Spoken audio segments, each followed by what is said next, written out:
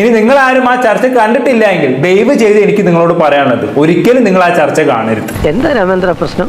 ഞാൻ ഇത്രയും കാലം കണ്ടിട്ടുള്ളതിൽ വെച്ച് വൺ ഓഫ് ദ വേഴ്സ്റ്റ് ചർച്ചയാണിതെന്ന് പറയാതെ വയ്യ.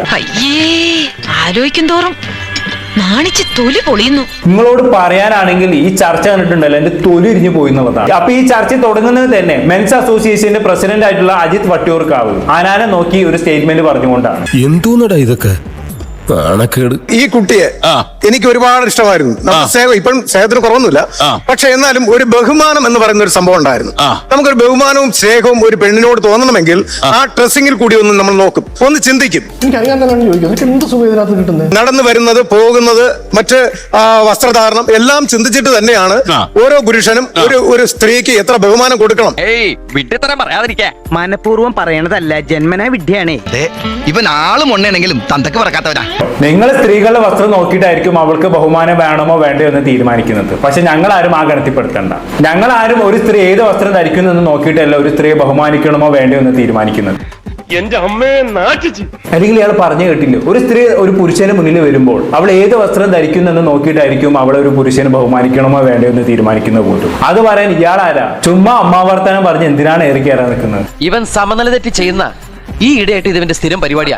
ഒരു പെണ്ണ് സാരിയും ചുരിദാറും വിട്ടു വന്നു കഴിഞ്ഞാണെങ്കിൽ അവൾ ബഹുമാനം അറിയിക്കുന്നുണ്ട് അല്ലേ അജിത്തേട്ട? അതല്ല, അവൾ സ്ലീവ്ലെസ് ടോപ്പ് ഇട്ടിട്ടാണ് വന്നതെങ്കിൽ അവൾ ബഹുമാനം അർഹിക്കുന്നില്ല. വല്ലാത്തൊരു അമ്മാവൻ തന്നെ കേട്ടോ. ഇങ്ങനെ മിണ്ടാൻ പറ്റാതെ നിൽക്കുന്നതിന് ഞങ്ങളുടെ നാട്ടിൽ എന്താ പറയാന്നറിയോ? അണ്ണാക്കിലെ പിരിവെട്ടി. താങ്കളുടെ സർട്ടിഫിക്കറ്റ് നോക്കിയിട്ടാണോ ഞങ്ങൾ ഇവിടെ ജീവിക്കേണ്ടത്? നിങ്ങൾ പുരുഷന്മാരുടെ പ്രതിനിധിയായിട്ട് ഇവിടെ വന്നതാണല്ലോ.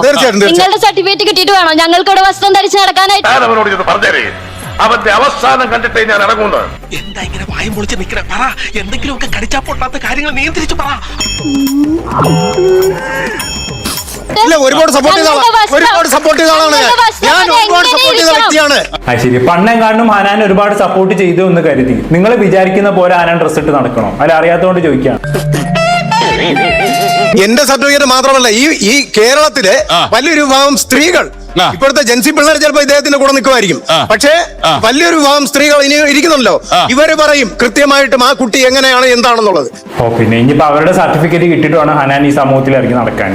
വല്ലാത്ത തലവേദന, ഞാനൊന്ന് കിടക്കട്ടെ. താങ്കളുടെ സോഷ്യൽ മീഡിയയിൽ വരുന്ന അത് തെറ്റായിട്ടുള്ളത് തന്നെയാണ്. അത് പുതുതലമുറ അനുകരിക്കുമ്പോൾ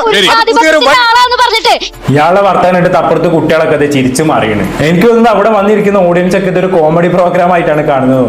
തന്നെ കൊണ്ടൊന്നും കൂട്ടിയേ കൂടില്ല, നല്ല പ്രായണ്ടല്ലേ, വല്ല പണിക്ക് പോയിക്കൂടെ? ഞാൻ കുറച്ച് ഓവറായില്ലേ? മോശമായി പോയി. ഞാൻ പോകുന്നു. Bye bye.